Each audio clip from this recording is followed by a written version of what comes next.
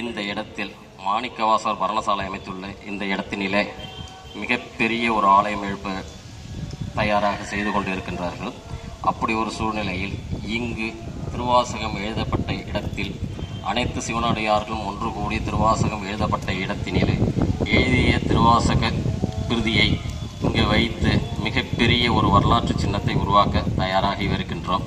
அத்தனையும் தயாராகி அதை பொன்னேடுகளில் பதிப்பதைப் போல பொற்கோவிலாக கட்டி அதில் பொற்கரங்களால்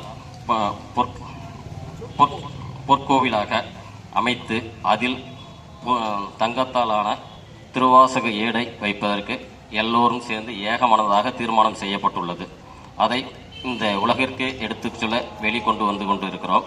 அப்படி இருக்கும் பட்சத்தில் அனைத்து சிவனடியார்கள் உலக மக்கள் அனைவரும் ஒன்று கூடி இதற்கு மிகப்பெரிய ஒரு ஒத்துழைப்பினை கொடுத்து எல்லோருடைய கைங்கரியமும் இதில் இருக்க வேண்டும் என்று அன்போடு கேட்டுக்கொள்கிறோம்.